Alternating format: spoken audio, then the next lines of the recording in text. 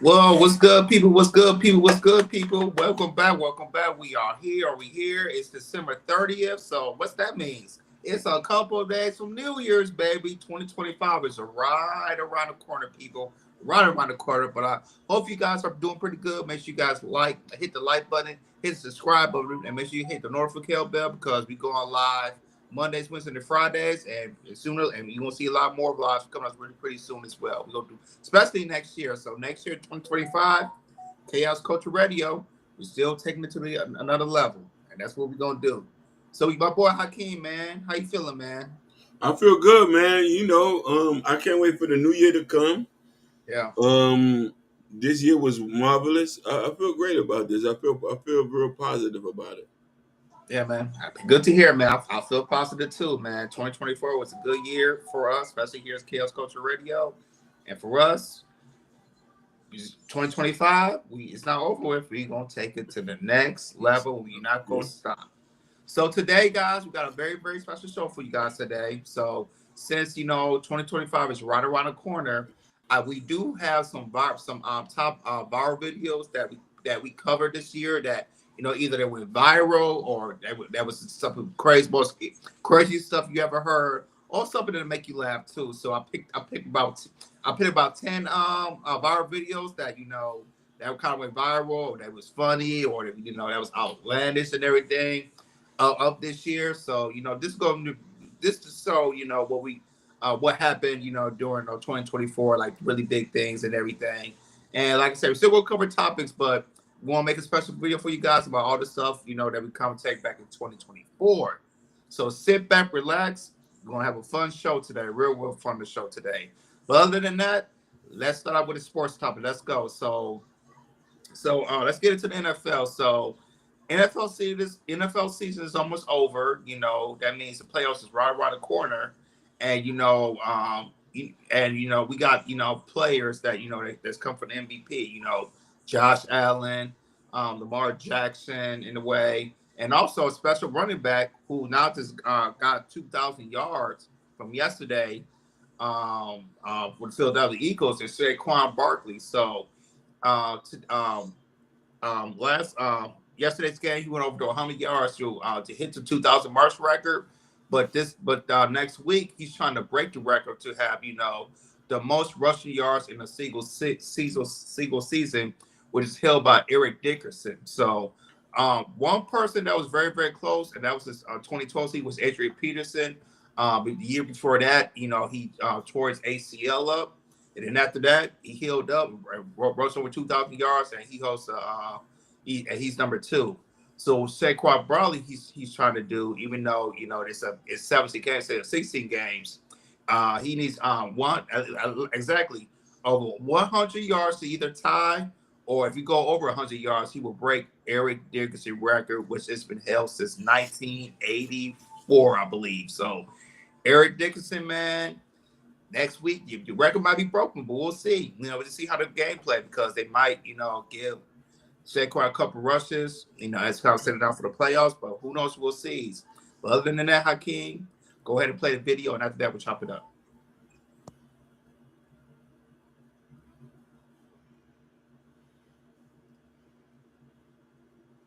How much are you living a dream right now, Saquon? Yeah, I can't lie. It's amazing. It was fun. It was fun being out there with those guys, and to be able to do that. I wouldn't be able to do that with the O-line, the wide receivers, and the tight end. But at the end of the day, the most important thing was to get a win, clinch the division, and Kenny Pickett came up big for us, and Tanner came in and made some big plays. I wish you could have seen offensive line coach Jeff Stoutland as you ran past him. He was exuberant, just jubilant. That just speaks to the offensive line and the job that they've done. Put that in perspective for us. Yeah, I mean, at the end of the day, my name would be the one that goes across with 2,000. But like I said, you can't do it with those guys, and that's something that we said from the beginning. We want to do something special, and they did all the work. I just followed them, and they made me look a lot better. Congratulations to you. Thank you.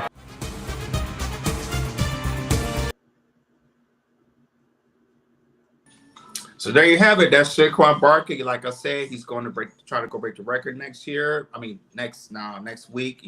That's the final game and everything. And also, he is also an MVP candidate to win MVP. I think Josh Allen is number one, Lamar Jackson is number two, and then Saquon, he's like number 3 or 4 of the MVP candidates. So a lot of people are saying this, if he breaks his rushing record, it's more likely a chance he might win the MVP.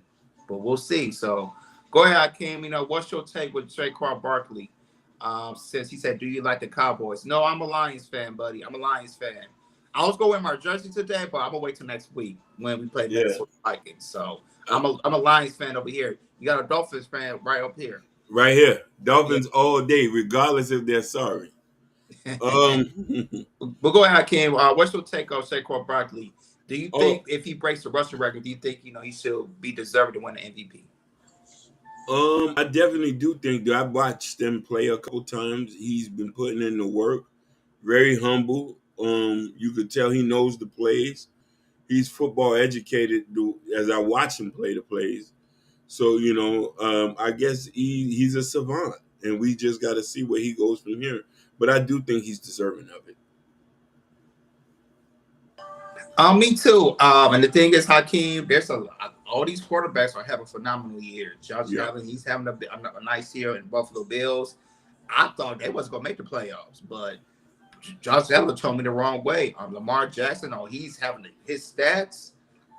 It's better than the stats last year when he won MVP. So you have Lamar Jackson up there, and Saquon Barkley. I think it's gonna be tough because the quarterbacks are playing, unless they do like a split MVP like they did back in '97 with Barry Sanders and also it was Brett Favre and Barry Sanders, where they kind of split the MVP for the running back and also for the MVP as well. And so if he breaks the record, I think he should win it, but how these other quarterbacks are playing, I don't know. We'll have to wait and see. But Saquon, he has a phenomenal season. And also personally for me too. Even though he has over 2,000 yards, it took other players 60 games to reach it, including Eric Dickerson. So some people might see when he has an extra game, might not give him the votes because he didn't do it in 16 games. Even though he reached 2,000 yards, he did it in 16 games. So I don't know if the MVP players will not vote for him. But other than that, Saquon probably has a phenomenal year and good shout out for the Eagles. You signed this guy. You took it from the Giants, and y'all doing your thing right now. Natasha said on your phone. Tap your phone. Phone. With this one, with the vertical, because we're trying it out for today, see if it works out. So for this vertical screen, just double tap your phone and everything. If you guys have problems with it, let us know. Like I said, if y'all like how we like our screen, if you like how we're doing it the regular way, let us know on the comments. If you like how we're doing it for the show and everything. But other than that, let's go on to let's talk about these finances, Hakeem. Let's talk about finances. So we're gonna go into the housing market. So going into 2025, we talk about if it's possible for buy a house next year. Hopefully the interest rate will go down. I think interest rates like 7 to 8% and everything. And a lot of people are worried, Hakeem, about home insurance and also the tax. Said it right there. They're afraid of the home insurance and property taxes, but more of the home insurance because they see that home insurance are getting more and more expensive and everything. And people start realizing, even though the interest rate might be going down, is it worth it, to buy a house because, especially home insurance is going up. And if you live in a big city, property taxes is usually high and everything. So a lot of people think, next year is going to be rough especially with the home insurance going up. But other than that, Hakeem, I got this from Fox Business, the clip. So go ahead and play the clip, and after that, we will chop it up. Let's go.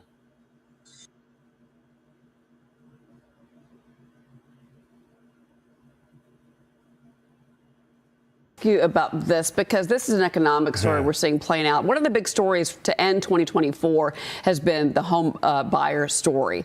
American homeowners are feeling the crunch of home insurance and property tax payments. The Wall Street Journal found that in September, 32% of the average single-family monthly mortgage payment went to insurance and tax payments. That's the highest since 2014.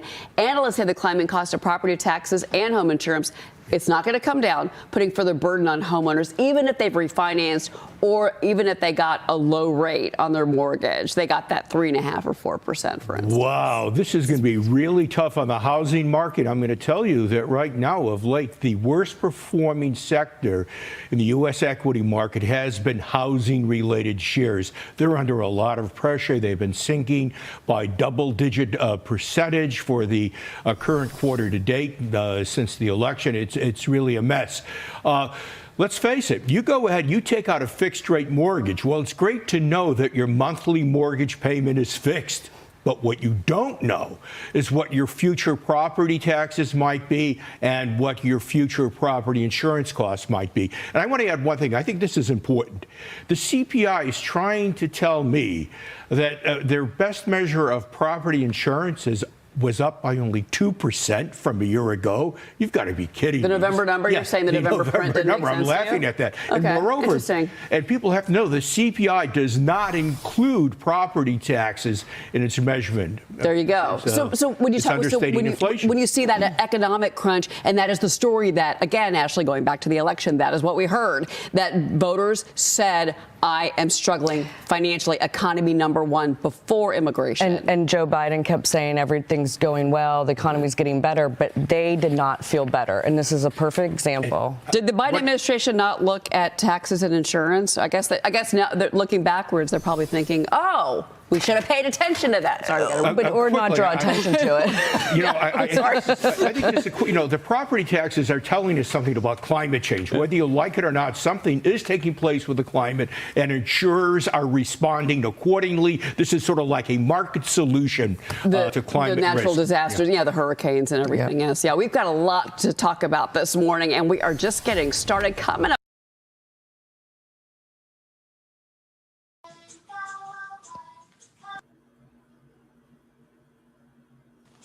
Yeah, so there you have it. So like I said, 2025, the harshest month is around the corner, and a lot of people are worried about, the home insurance, is definitely going up. And the thing is, Hakeem, Florida, California, a lot of insurances has left, a lot of these insurances has, left these states of home insurance because, they can't afford it right now. So with that, it kind of, I don't know if this, if the state allows insurance when it comes to home insurance, Hakeem? For Florida? For Florida. Because, a lot of home it's a state thing. It's the same thing. Yeah, same with us and everything. But the thing is, a lot of people, when it comes to other states, a lot of people is a little bit more worried. So go ahead, Hakeem. What's your take? With the housing market. Especially with home insurance is going up, and people worry about property taxes as well. Yeah. So for a lot of us who are homeowners or live in homes that are already home, a lot of us seen this coming. We seen the pressures. Like every year, the taxes are going up. So it didn't really matter. It just mattered about making sure you're straight and your money is put up for these type of times. Shout out No Chasers. Shout outs Nidus. Yeah, I totally agree with you. I think if you got more than two people living in a household, because I know it might be a little bit struggle if it's like a one person, if it's you live it by yourself and everything. But if you have you and a partner, to help with the house insurance and everything, I think it should be okay and everything. I don't think it should be worried too bad. 1 second.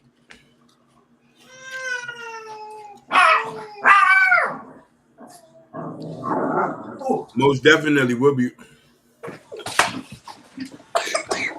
I'm sorry, I had to pick up my daughters.